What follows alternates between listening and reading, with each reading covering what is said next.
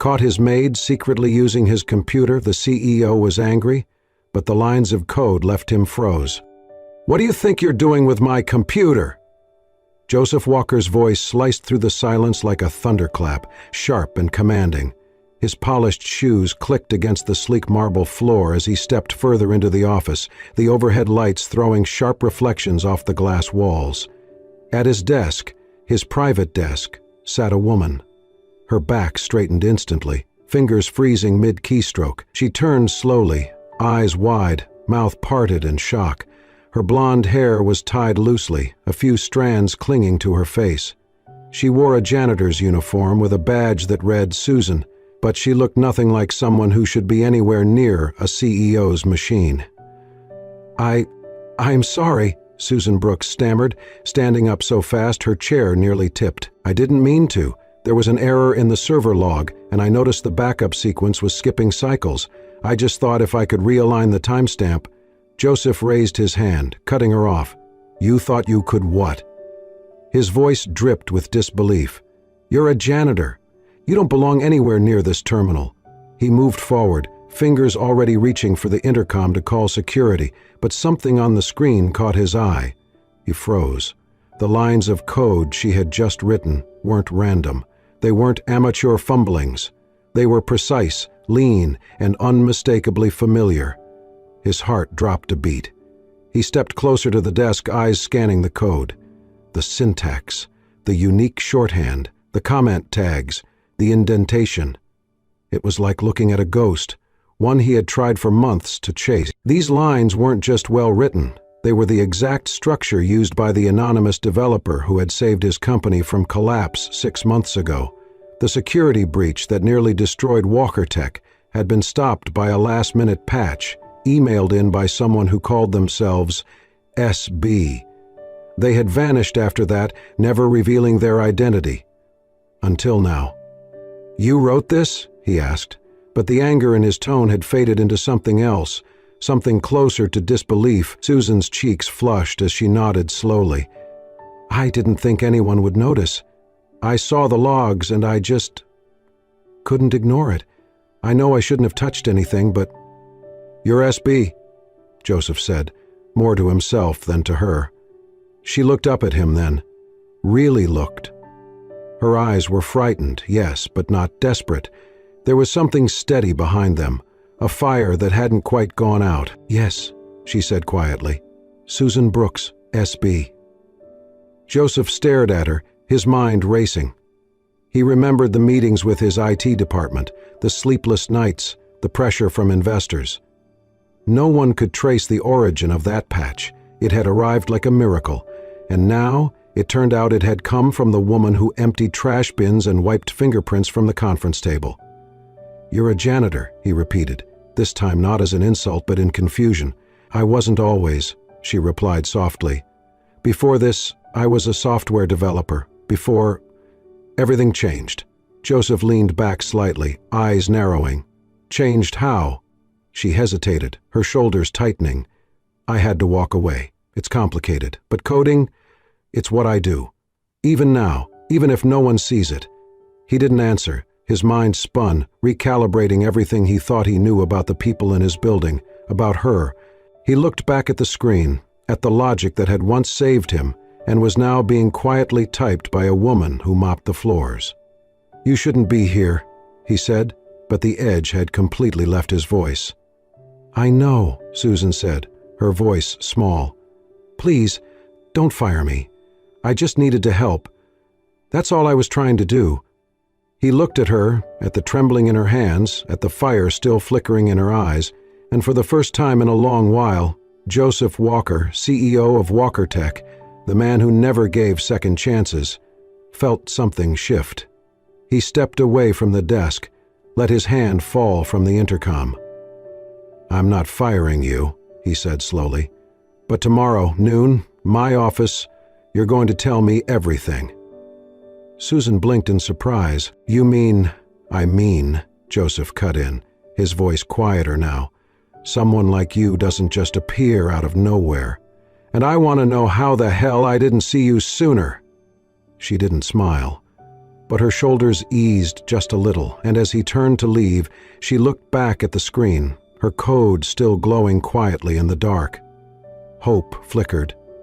Joseph stood by the floor-to-ceiling window in his office, the Manhattan skyline glittering behind him. The city was quiet at this hour, but his mind was anything but. Behind him, Susan Brooks sat on the edge of the leather chair opposite his desk, her hands clasped tightly in her lap. The room felt colder now, as if it, too, was holding its breath. "You really were the one who wrote that patch?" he asked, not turning around. "Yes," Susan said softly. "Why didn't you come forward?" Her fingers tightened. "Because no one would have believed me. And if they had, they would have used it against me."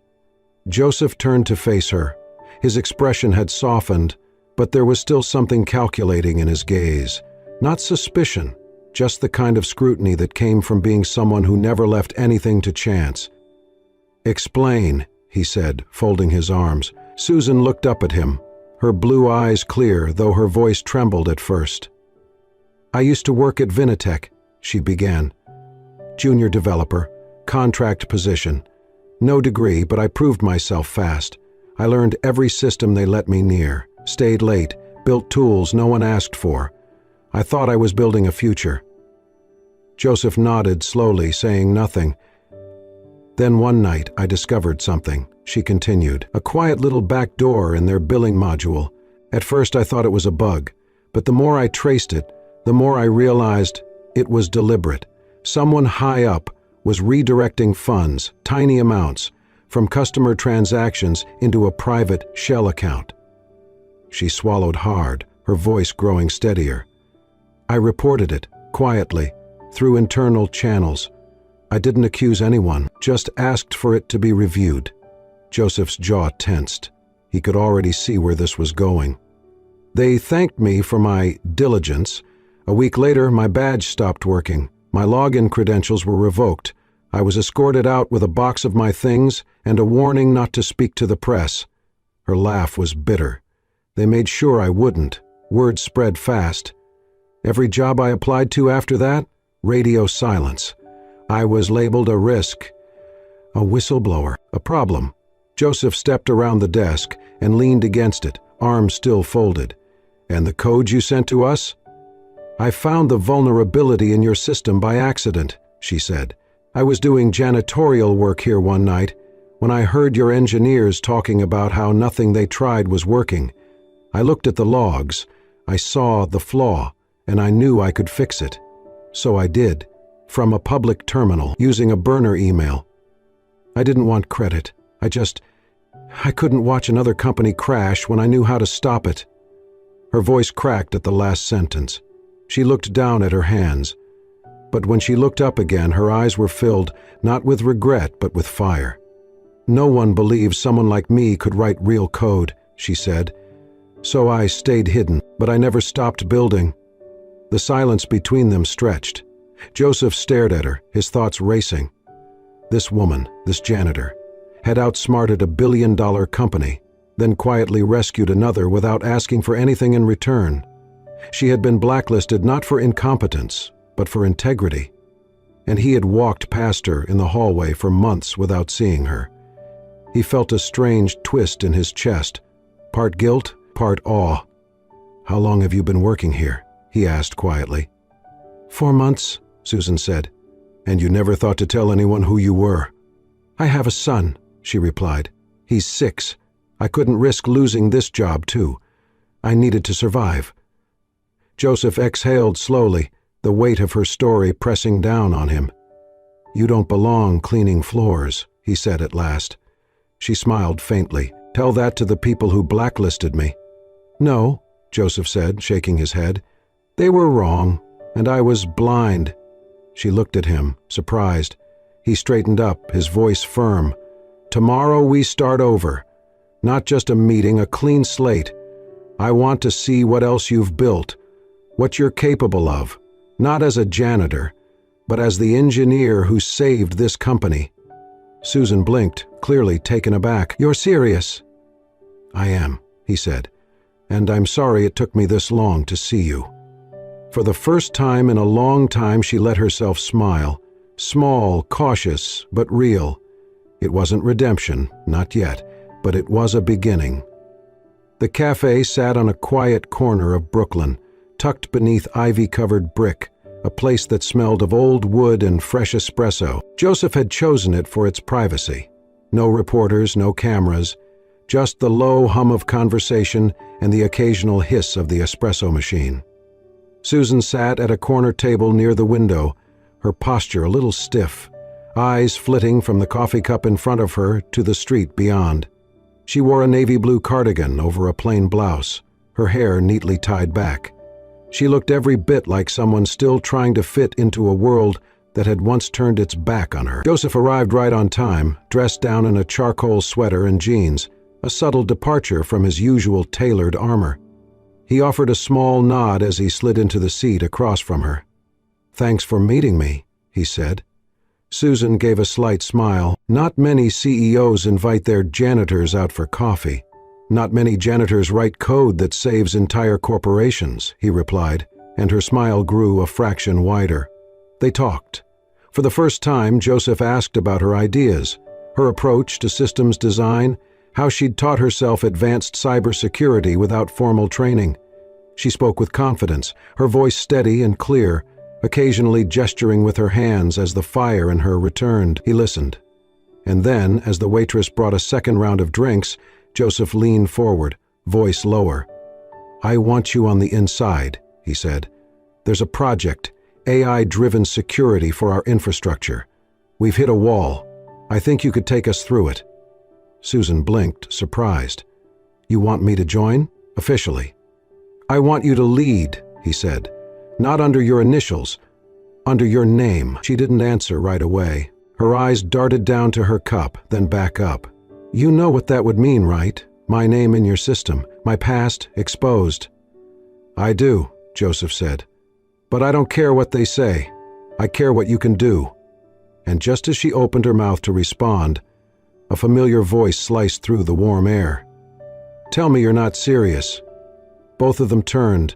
Logan Pierce stood at the entrance, all sharp edges and corporate confidence. The chief operating officer of Walker Tech, Joseph's second-in-command, glanced between them with barely concealed disdain. "You've got to be kidding me," he said, walking toward their table. "Her?" Susan's face froze. "Logan," Joseph said, his tone a warning. Logan ignored him. "Do you even remember Vinitech, the lawsuit, the PR disaster? She's a scandal waiting to explode." "She wasn't the cause of that scandal," Joseph said, standing slowly. "No, but she carries it like a badge," Logan snapped. "The press won't care about the truth, Joseph. They'll see a whistleblower, a liability. The board will panic. Investors will run." He turned to Susan now, his voice cutting. "What are you doing here? Trying to climb back through the basement door? This company has too much at stake to gamble on someone like you." Susan's hands were clenched in her lap, her eyes were dry, her back straight, but the color had drained from her cheeks. Joseph opened his mouth, but for a second, just a second, he hesitated, and in that pause, everything fell apart. Susan stood. "I shouldn't have come," she said quietly. "I thought maybe this time would be different, but it's not." She looked at Joseph, just briefly, her expression unreadable. "Thank you for the coffee." She walked past Logan without a word, her heels silent on the hardwood floor. Joseph watched her go, a knot tightening in his chest. He turned back to Logan. "You shouldn't have come here," he said, voice low. "I came to stop you from making a mistake," Logan said coldly. "You're welcome." Joseph didn't respond. His eyes were still on the door, long after it had closed behind her, and in that moment, he realized something painful and clear. He had said nothing, and silence in the face of injustice was its own kind of betrayal. The door to the modest apartment creaked open, revealing chipped paint and worn carpet. Susan stood in the frame, brows lifting in surprise as she saw Joseph Walker standing there, holding a pizza box in one hand and a brightly colored Lego set in the other. "It's not bribery," he said dryly, "just dinner. And a peace offering for the little guy." Susan blinked, then stepped aside to let him in. He's in his room. As if on cue, a small, excited voice rang out. "Mom, who's that?" A blur of motion followed, and Noah, 6 years old, wide-eyed and full of energy, rushed into the room. His eyes locked onto the Lego box first. Joseph knelt down to his level. "Hi, Noah. I'm Mr. J. Thought you might like this." Noah looked up, suspicious for half a second, then grinned. "You brought me STEM Legos?" Joseph chuckled. "I did. Want to build with me?" "Yeah." Within minutes, the two were sitting cross-legged on the living room rug, Lego pieces scattered everywhere. Joseph carefully followed Noah's chaotic instructions while the boy narrated the building of a spaceship/lab/dragon fighting base with wild enthusiasm. From the kitchen, Susan watched quietly as she prepared a simple dinner. Her hands moved on autopilot while her eyes kept drifting back to the scene in the living room. Joseph laughed at one of Noah's jokes, then held up a crooked rocket proudly. Noah laughed so hard he snorted. Susan's eyes softened. Her voice was barely a whisper. "He hasn't laughed like that in months." Joseph looked up and met her gaze across the room. He didn't smile, but there was something warm in his eyes. Steady, present. Dinner was simple, grilled cheese sandwiches and apple slices, but the table felt alive with conversation. Noah sat between them, alternating bites with wild retellings of space battles and robot alliances. Joseph listened, asked follow-up questions, and even suggested adding wheels to the next rocket for faster moon escapes. After dinner, while Susan cleaned up, Joseph helped Noah collect the scattered Lego pieces. When the boy finally yawned, Joseph offered to read him a story. Susan paused at the doorway, watching Joseph sit on the edge of her son's bed, holding a worn picture book, reading with unexpected gentleness.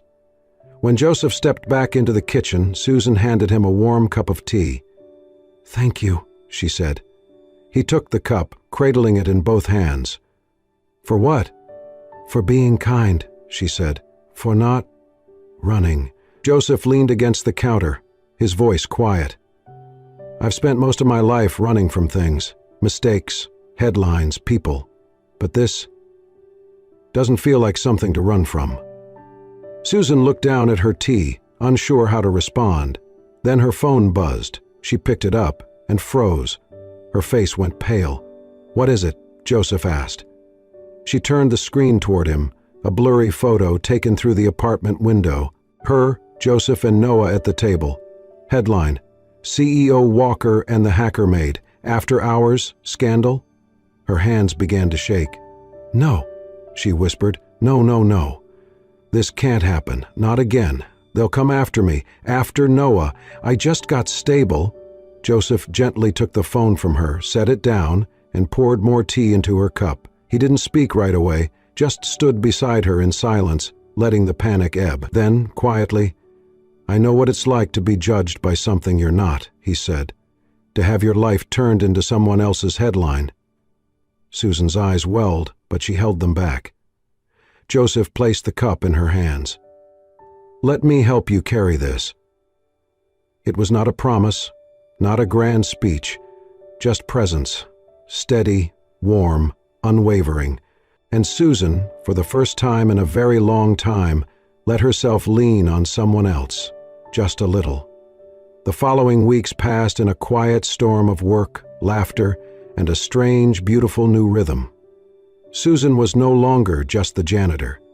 Under a temporary NDA and strict internal secrecy, she became an anonymous technical advisor on Walker Tech's most ambitious project, the AI Security Core. No one in the company knew who the mysterious SB really was, only Joseph and a few trusted engineers. But the results were immediate. Susan's code was precise, elegant, and unbelievably fast. The architecture she helped rebuild stabilized the entire infrastructure in record time. The core not only worked, it surpassed projections. Joseph's inner circle called it a miracle turnaround. He never said a word about her identity to anyone. One morning, Susan arrived at her desk, a tiny, unused server room that Joseph had quietly converted into her workspace, to find a new laptop waiting for her. Matte black, sleek, powerful. She opened the lid, The screen flickered to life, revealing a single line of text on a dark background. "This belongs to someone extraordinary. Build without fear." "No, she didn't cry, but her hand hovered over the keyboard for a long moment, fingers trembling ever so slightly, before she typed her first line of code on it. Outside of work, the bond between Joseph and Noah had grown effortlessly. Every Saturday evening became their tradition: pizza, cartoons, and Legos scattered across the coffee table.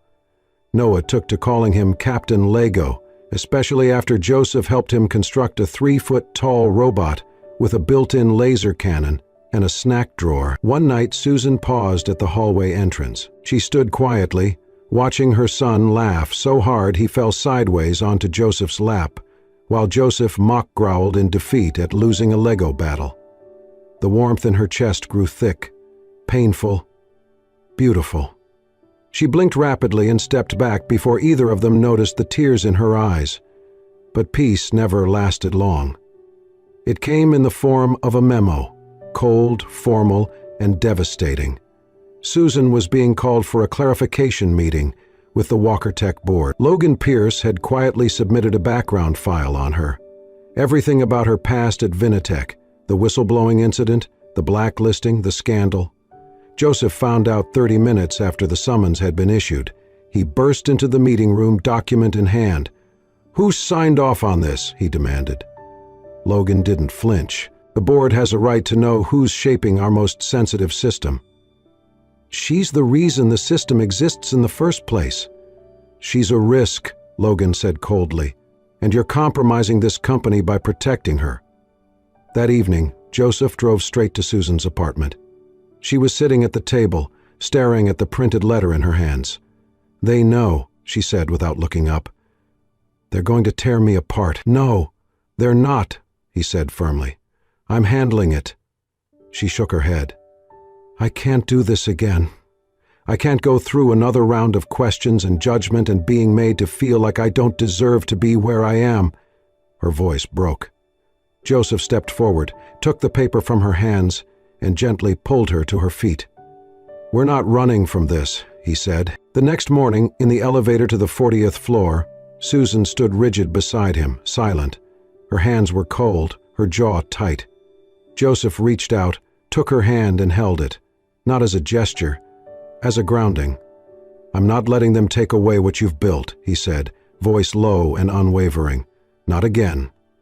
She looked at him, truly looked, and for the first time she believed he meant it. No conditions, no pity, just belief. And it was that belief that kept her walking when the elevator doors opened and the room full of questions waited on the other side. Cameras flashed like strobe lights across the press hall, reporters jostling for position as Joseph Walker stepped up to the podium. His face was composed, but his jaw was tight with resolve. Behind him, a large display showed the company's latest achievement. The AI Security Core. "What you see on this screen," he began, "wasn't built by chance. It wasn't the product of a boardroom or a committee. It was the work of one brilliant engineer, one whose name you don't know. Yet." He paused. The room leaned forward. "I'm here today to tell you the truth. The architect of the system that saved Walker Tech twice is Susan Brooks." A collective murmur rippled through the crowd. "She's not a scandal," he continued. "She's not a risk. She's a builder, a protector, and the future of our company." The headlines would run wild with it within the hour, but Joseph didn't care.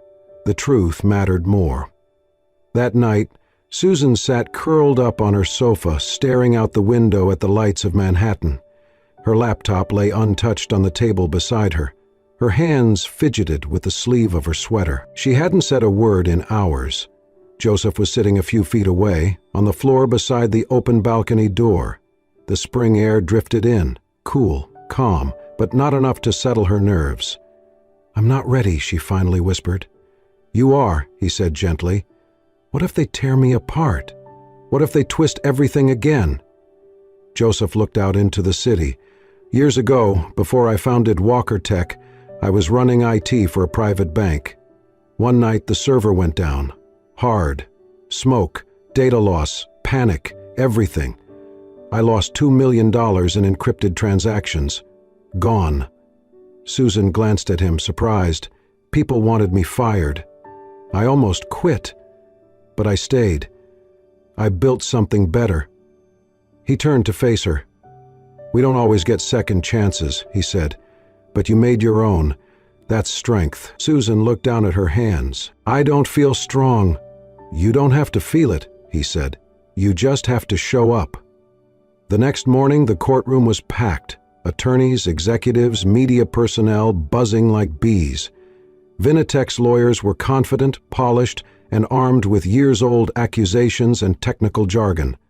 Their case, Susan Brooks, had illegally accessed and modified proprietary software while employed there. When it was her turn to testify, Susan stood straight. Calm, clear, she presented her original code, time-stamped, documented, and backed by log history. She explained every line, every function, every intention behind the architecture. Then she pulled up her development timeline, proving that her patch, the one she sent anonymously to WalkerTech, had been built from scratch on her personal laptop, long after she left Vinitech. The opposing counsel tried to rattle her with accusations and hypotheticals, but she stayed grounded, her voice unwavering. When she stepped down from the stand, there was a hush, and then the judge ruled. Motion to dismiss, granted. Case closed. Outside, the steps of the courthouse were swarmed with cameras.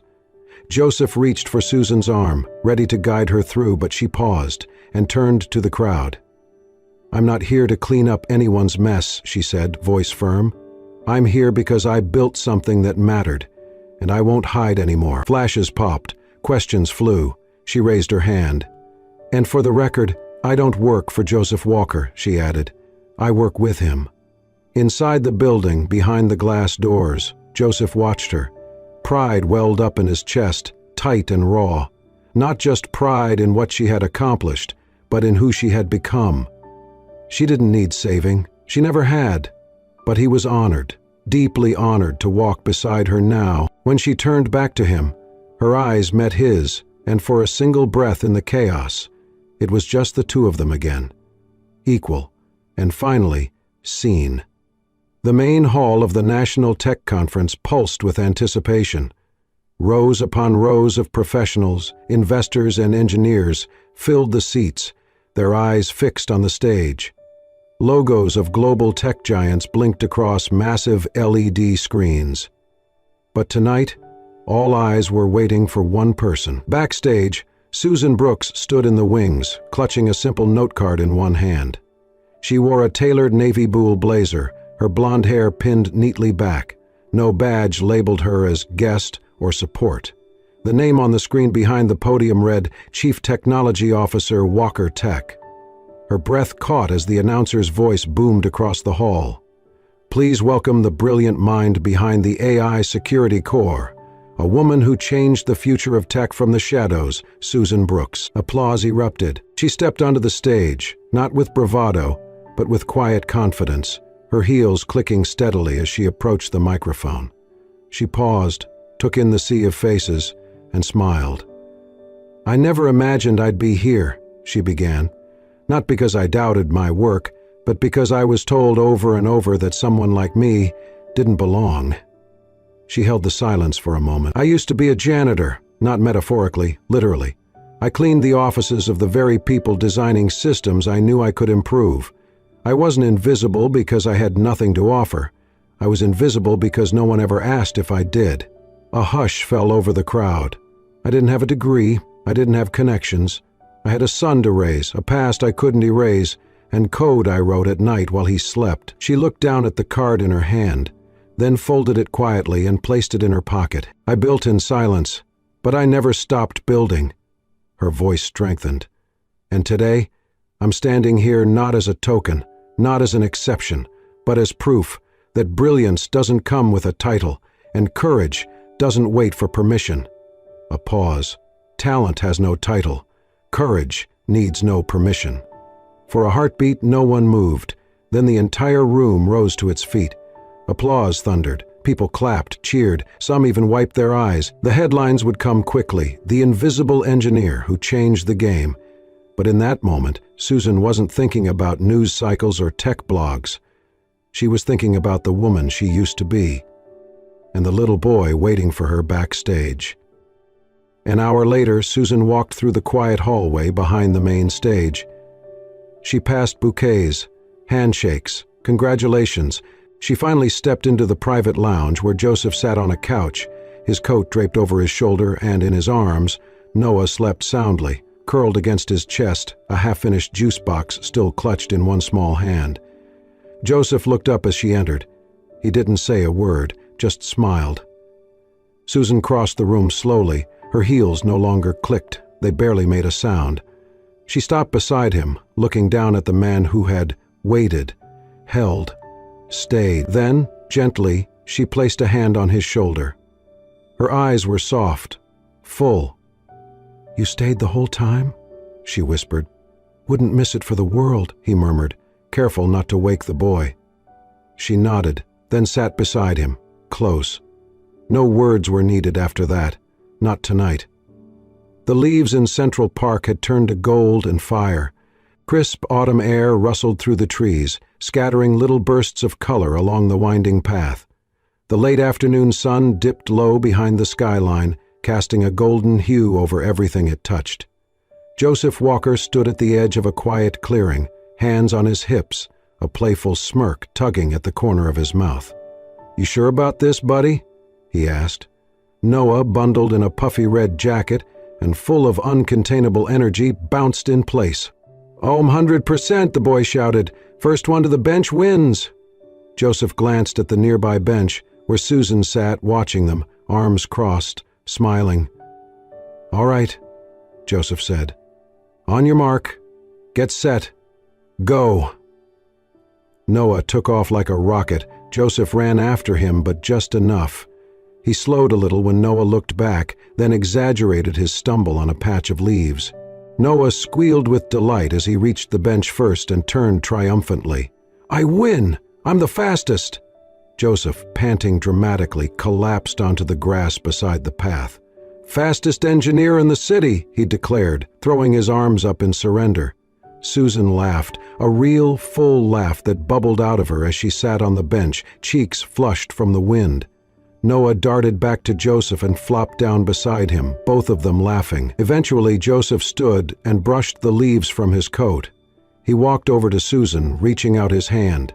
She looked up at him and took it without hesitation. Noah raced ahead down the path, twirling in circles beneath the trees, and Joseph and Susan walked hand in hand behind him, their steps easy, unhurried. Susan glanced sideways at him. "I used to think there was no space in this world for someone like me," she said quietly. Joseph squeezed her hand. "Then you wrote your own place into it." She smiled, her heart full, not just of love, but of peace, of belonging, of finally being seen for exactly who she was and knowing it was enough. They walked like that until the light began to fade. 3 figures in the amber glow, one little boy skipping joyfully ahead, and 2 people who had weathered fire and judgment and fear and come out stronger. Together, a family, not defined by title or timing, but by choice. And the story, at last, had found its beginning.